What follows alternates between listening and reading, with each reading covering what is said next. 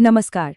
आज हम एक ऐसे फॉर्मूले की बात करेंगे जो हमारे सोचने समझने के तरीके को, हमारे विश्वासों को इंस्पायर्ड बनाता है और स्मार्ट बनाता है। कभी सोचा है कि ये जो एआई है, जैसे चैट जीपीटी या फिर हमारे ईमेल का स्पैम फिल्टर, ये वक्त के साथ बेहतर कैसे होते जाते हैं? मतलब ये नई नई जानकारी से सीखते कैसे हैं? नहीं, ये कोई जादू नहीं है। इसके पीछे असल में मैथ्स है, एक बहुत ही पावरफुल मैथमेटिकल आइडिया जो सीखने और खुद को अपडेट करने की पूरी बुनियाद है। तो चलिए अब इस लर्निंग प्रोसेस के पीछे के कोड को डिकोड करते हैं। हम उस फॉर्मूले को समझेंगे जो ये सब मुमकिन बनाता है। ये है बेज थ्योरम। हाँ, देखने में शायद थोड़ा कॉम्प्लेक्स लग रहा हो, पर असल में ये सिर्फ एक तरीका है।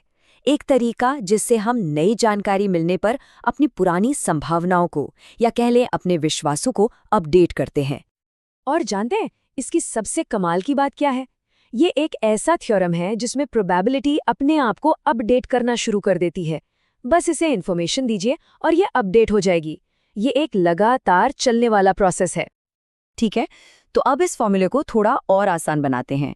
इसके 4 मेन हिस्से हैं। चलिए एक एक करके उन्हें समझते हैं। और इसे समझने के लिए हम एक डॉक्टर का एग्जाम्पल लेते हैं जो एक बीमारी का पता लगाने की कोशिश कर रहे हैं। सबसे पहले आता है प्रायर, जिसे हम PA से दिखाते हैं। प्रायर मतलब हमारा शुरुआती विश्वास।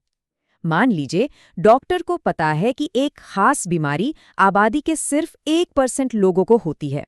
तो किसी भी टेस्ट से पहले मरीज में वो बीमारी होने की शुरुआती संभावना कितनी हुई? सिर्फ 1%। बस यही हमारा प्रायर है। अगला हिस्सा है लाइक्लीहुड, यानी P of B given A। अब ये क्या है? ये है नया सबूत, नई इन्फॉर्मेशन। डॉक्टर एक टेस्ट करते हैं जो 90% सटीक है। इसका मतलब अगर किसी को सच में बीमारी है तो 90% चांस है कि टेस्ट पॉजिटिव आएगा।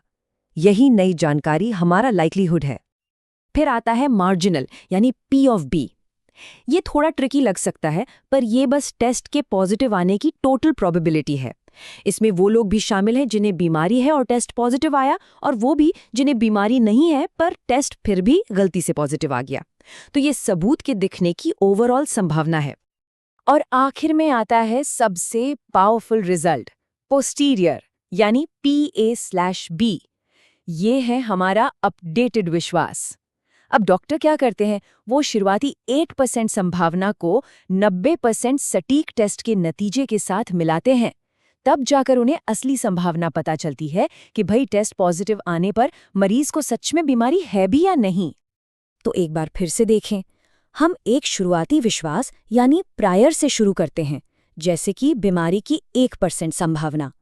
फिर उसमें नई जानकारी यानी लाइक्लीहुड जोड़ते हैं, जैसे टेस्ट का नतीजा। और इन दोनों को मिलाकर हम एक नए अपडेटेड विश्वास यानी पोस्टीरियर पर पहुंच जाते हैं। तो चलिए अब देखते हैं कि ये सारे हिस्से एक साथ मिलकर एक बिलीफ अपडेट इंजन की तरह कैसे काम करते हैं। देखिए, प्रोसेस बहुत सीधा साधा है। सबसे पहले एक शुरुआती विश्वास के साथ शुरू करें। फिर कोई नया सबूत या जानकारी देखिए। इसके बाद फॉर्मूले का इस्तेमाल करके इन दोनों को मिला दीजिए और बस हमें एक नया, ज्यादा मजबूत और अपडेटेड विश्वास मिल जाता है। इसे अगर और भी आसान तरीके से समझना हो तो हमारा जो अपडेटेड विश्वास है यानी पोस्टीरियर, वो हमारे शुरुआती विश्वास यानी प्रायर और नई जानकारी लाइक्लीहुड के गुणा पर निर्भर करता है। सीधी सी बात है, जानकारी जितनी मजबूत होगी हमारा विश्वास उतना ही ज्यादा बदलेगा। और यहीं से ये बात एकदम साफ हो जाती है कि हमारे विश्वासों को शेप देने में नई जानकारी का कितना बड़ा रोल है।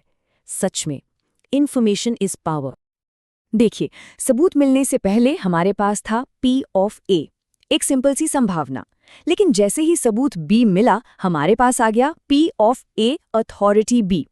है तो ये भी एक ही संभावना, लेकिन अब ये नई जानकारी की वजह से कहीं ज्यादा मजबूत और सटीक हो गई है। तो जब भी हमें और जानकारी मिलती है, हमारे विश्वास की संभावना या तो बढ़ जाएगी या घट जाएगी। लेकिन जो भी हो, वो पहले से ज्यादा सटीक जरूर हो जाएगी। और हाँ, ये कहानी यहीं खत्म नहीं होती। ये एक बार का काम नहीं है, ये तो ज्ञान का एक लगातार चलने वाला चक्र है। ये एक बहुत ही जबरदस्त आइडिया है। आज की कैलकुलेशन से जो हमारा अपडेटेड विश्वास यानी पोस्टीरियर बना है ना, वही कल जब कोई और नई जानकारी मिलेगी, हमारा शुरुआती विश्वास यानी प्रायर बन जाएगा। और यही लूप जो बार बार खुद को दोहराता है, असल में सीखने की बुनियाद है। इसी तरह इंसान हो या मशीनें, दोनों ही लगातार दुनिया के बारे में अपनी समझ को और बेहतर बनाते रहते हैं। तो अब सवाल ये उठता है कि ऐसा कौन सा विश्वास है जिसे नई जानकारी की रोशनी में अपडेट करने की जरूरत है।